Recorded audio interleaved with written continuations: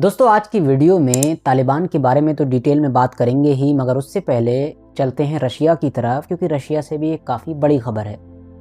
खबर ये है कि रशिया के जो मेन अपोजिशन पॉलिटिशियन थे, एक मशहूर नेता थे, आसान भाषा में आप ये कह सकते हैं कि रशिया में पुतिन के ख़िलाफ़ अगर कोई सबसे बड़ा और सबसे मशहूर चेहरा था, सबसे मशहूर नाम था, तो उस पॉलिटिशियन की मौत हो चुकी है और वो भी जेल के अंदर। अब आप लोग अगर सोच रहे हों तो मैं आपको बता दूं, ये कोई बूढ़ा नेता उता नहीं था कि जिसकी उम्र की वजह से हो गई होगी, बल्कि ये नौजवान इंसान था। ये जो लीडर थे, इनका नाम अलेक्सी नवल्नी करके कुछ बताया जा रहा है और 19 साल की जेल की सज़ा ये काट रहे थे। वहाँ पर ही इनकी मौत की खबर आई है। अब रशिया का जो मैनेजमेंट है, जो जेल वगैरह में देख रेख करने वाले लोग, उन्होंने तो इसे नेचुरल मौत बताया है, कहा है कि भाई अचानक से तबीयत वगैरह ख़राब हो गई। लेकिन बाकी जो वेस्टर्न मीडिया वगैरह है वो लगातार यही चला रहा है कि हो ना हो पुतिन का ही इसमें कोई रोल है। इलेक्शन वगैरह भी आ रहे हैं, कई बार ये बंदा चैलेंज कर चुका है, पब्लिक को इकट्ठा कर लेता था, मतलब पब्लिक का बहुत बड़ा सपोर्ट था इस इंसान के पास। तो मुमकिन है कि मौत की वजह कुछ और रही हो, लेकिन अभी तक फ़िलहाल साफ़ नहीं हो पाई है और अभी ये जो है डेवलपिंग खबर ही है। तो आगे जो भी इससे जुड़ी हुई चीज़ें आएंगी वो हम नेक्स्ट वीडियो में डिस्कस करेंगे ही।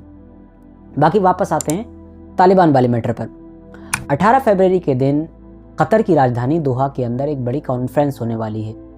ये कॉन्फ्रेंस यूएन के अंडर में हो रही है, मतलब यूएन करवा रहा है और इसमें जो है तालिबान पार्टिसिपेट करने जा रहा है।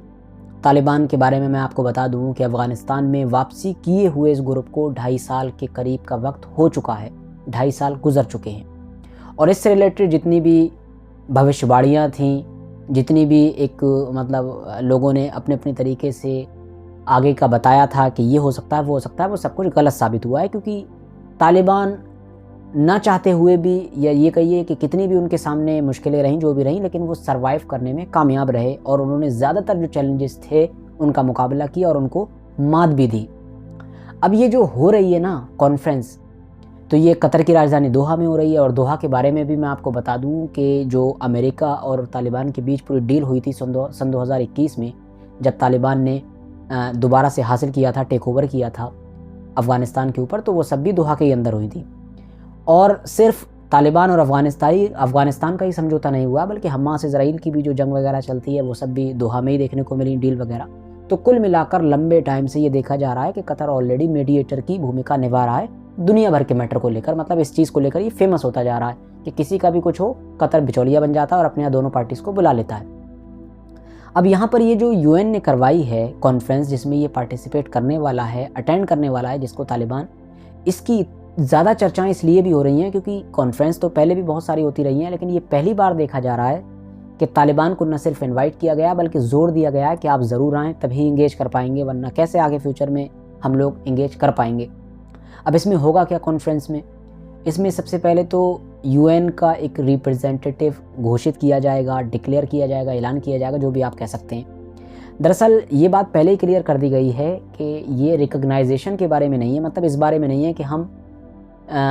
अफ़गानिस्तान में जो तालिबान है उसको रिकग्नाइज करेंगे, मान्यता देंगे या नहीं, इन सब से रिलेटेड नहीं है। लेकिन इसमें रिप्रेजेंटेटिव का ऐलान किया जाएगा। आमतौर पर आपने देखा होगा बहुत सारी ऐसी ताकतें हैं, देश हैं कि जिनको कबूल नहीं किया जाता, रिकग्नाइज नहीं किया जाता एज अ स्टेट, मगर उसके बावजूद भी उनके जो रिप्रेजेंटेटिव होते हैं वो यूएन के अंदर मौजूद होते हैं ताकि उनकी बात रख सकें और उनके बारे में अगर कोई बात बोल रहा है तो उसको सुन सकें और उसका जवाब वगैरह दे सकें। जैसा कि फ़िलिस्तीन को ही ले लीजिए। फ़िलिस्तीन को एज अ स्टेट ये ज़्यादातर वेस्टर्न कंट्रीज़ नहीं मानती हैं, लेकिन उसके बावजूद भी उनका रिप्रेजेंटेटिव जो होता है वो यूएन के अंदर मौजूद रहता है। तो ऐसे ही एक रिप्रेजेंटेटिव यूएन के लिए जो तालिबान की तरफ से होगा वो चुन लिया जाएगा, जो आगे इंगेज कर सके और कामकाज में देख सके और कम्युनिटी से जुड़ सके, इंटरनेशनल कम्युनिटी के साथ। इसके अलावा मेनली इस कॉन्फ्रेंस में वेस्टर्न कंट्रीज़ की जो हमेशा से 4 डिमांड रही हैं तालिबान से, उनको रिव्यू किया जाएगा। 4 डिमांड आप में से ज़्यादातर लोग जानते ही होंगे। ये सब उन्हीं चीज़ों से रिलेटेड हैं, जैसे कुछ पॉपुलर चीज़ें हैं, टेररिज्म हो गया, आप उसको कंट्रोल कीजिए, सिक्योरिटी को कंट्रोल कीजिए, और इसके अलावा जो मेन इशू है वो विमेन के राइट से जुड़ा हुआ है कि आप औरतों को राइट नहीं देते हैं, उनके हुकूक को छीन नहीं, ये कर रहे हैं, वो कर रहे हैं। तो इन सब चीज़ों से रिलेटेड हैं ये 4-5 मांगे। इन सब को रिव्यू किया जाएगा और देखा जाएगा, मतलब ये बात कही जाएगी कि अफ़गानिस्तान को इस पर और वर्क करना चाहिए, ताकि जब आप इस पर इम्प्रूवमेंट दिखाएंगे तभी हम आगे इंगेज कर सकेंगे और रिकग्नाइजेशन वगैरह दे सकेंगे, जो भी आप कह लीजिए। वैसे मैं आपको बता दूं कि ज़्यादातर एक्सपर्ट्स यही मान रहे हैं कि इस तरह की कॉन्फ्रेंस में ये जो बुलाया जा रहा है तालिबान को, ये रिकॉग्नाइजेशन की तरफ बढ़ता हुआ ये एक कदम है, क्योंकि रिकॉग्नाइजेशन से पहले की ही ये सारी वो हैं फॉर्मेलिटीज़ जो ये पूरी करना चाहते हैं कि तुम ये करो तो हम वो करेंगे, हम वो करते हैं तो तुम ये करो, एक तरीके से शर्त वगैरह। क्योंकि अगर रिकॉग्नाइज ना करने का इरादा होता, रिकॉग्नाइज करना ही नहीं होता, तो बुलाया ही क्यों जाता, वो भी इस तरीके से। और वैसे भी पिछले कुछ दिनों से देखा जा रहा है कि दुनिया भर के देशों के, दुनिया भर की ताकतों के कुछ सुर बदल रहे हैं तालिबान को लेकर, क्योंकि अब सबको ये समझ आने लगा है कि तालिबान ही अफ़गानिस्तान की रियलिटी है और वो बढ़िया तरीके से अपना पंजा वहाँ पर जमा चुका है, वो कहीं जाने वाला नहीं है। यही वजह आप देखेंगे कि चाइना बड़ी तेज़ी के साथ लगभग अफ़गानिस्तान के ट्रेड पर कब्जा कर चुका है, तेल से रिलेटेड उसकी डील हो चुकी हैं, बाकी भी बड़े बड़े प्रोजेक्ट पर वो अब तालिबान के साथ काम कर रहा है। सिर्फ कागजी तौर पर छोड़ दिया जाए तो वो ऑलरेडी उसको रिकॉग्नाइज भी कर चुका है, क्योंकि दोनों के बंदे एक दूसरे से मिल चुके हैं। इवन राष्ट्रपति से तक मुलाकात हो चुकी है तालिबानी लीडर्स की, और रिप्रेजेंटेटिव भी एक से दूसरी जगह जाते रहते हैं दोनों के, तो सब कुछ हो चुका है, सिर्फ कागजी तौर पर रिकॉग्नाइज नहीं किया है। रशिया भी इंगेज कर रहा है, इंडिया से रिलेटेड भी अब इस तरह की खबरें आ रही हैं कि वो लगातार तालिबान के साथ इंगेज कर रहा है। इंडिया का इंगेज करने के पीछे वजह ये भी है कि क्योंकि ऑलरेडी इंडिया ने बहुत सारा अफ़गानिस्तान के अंदर 20 साल तक काम किया था, बहुत ज़्यादा इन्वेस्ट किया था, तो जाहिर है अगर अब ऐसे इस तरीके से छोड़ दिया जाएगा तो अपना ही नुकसान है। और दूसरी तरफ चाइना जब वहाँ पैर जमा रहा है तो इंडिया के लिए तो ज़रूरी हो जाता है कि चाइना पूरी तरीके से पैर जमाए, उससे पहले ही वहाँ पर अपनी मौजूदगी दर्ज करवा दी जाए। यही वजह है कि वेस्टर्न कंट्रीज़ के भी सुर अब धीरे धीरे बदल रहे हैं। आप देखेंगे मीडिया पर अब पहले की तरह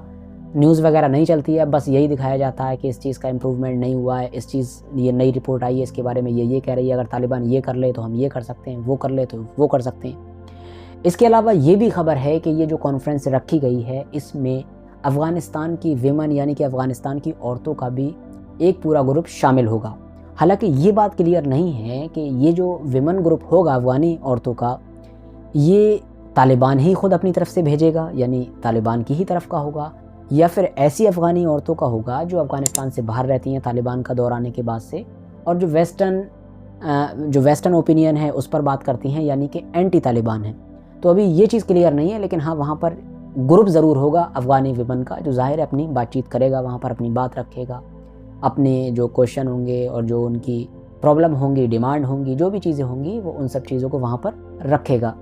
वैसे यहाँ पर ये बात बता देना भी ज़रूरी है कि लंबे वक्त से सिर्फ वेस्टर्न कंट्रीज़ की ही तालिबान से डिमांड नहीं है, बल्कि तालिबान की भी कुछ डिमांड है। मिसाल के तौर पर अमेरिका वगैरह की तरफ से जो तालिबान है उसका बहुत बड़ा एक फ़ंड फ्रीज़ करके रखा गया है, उसको लेकर डिमांड है तालिबान की कि भाई आप जो है उसको रिलीज़ कर दो। साथ ही साथ ये भी डिमांड रही है कि जितनी भी एम्बेसीज़ बंद हो चुकी हैं, अफ़गानिस्तान के अंदर वर्क नहीं कर रही हैं वेस्टर्न कंट्रीज़ की, जो पहले करती थी, उन सबको दोबारा ओपन किया जाए, अपने एम्बेसडर को वहाँ पर भेजा जाए, बदले में हमारी जहाँ जहाँ एम्बेसीज़ हैं उन सबको ओपन किया जाए, और तालिबानी जो रिप्रेजेंटेटिव हैं उनको वहाँ बैठाया जाए, ताकि हम इंटरनेशनल कम्युनिटी के साथ सही तरीके से कनेक्ट हो सकें और उनके साथ इंगेज कर सकें।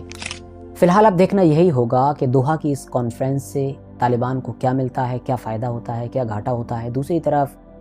जो वेस्टर्न कंट्रीज़ की डिमांड है, अमेरिका की डिमांड है, यूरोपियन कंट्रीज़ की डिमांड है, उनको भी किस हद तक तालिबान मान चुका है, या जो नहीं माना है किस हद तक मानेगा, ये सारी ही चीज़ें देखने लायक होंगी।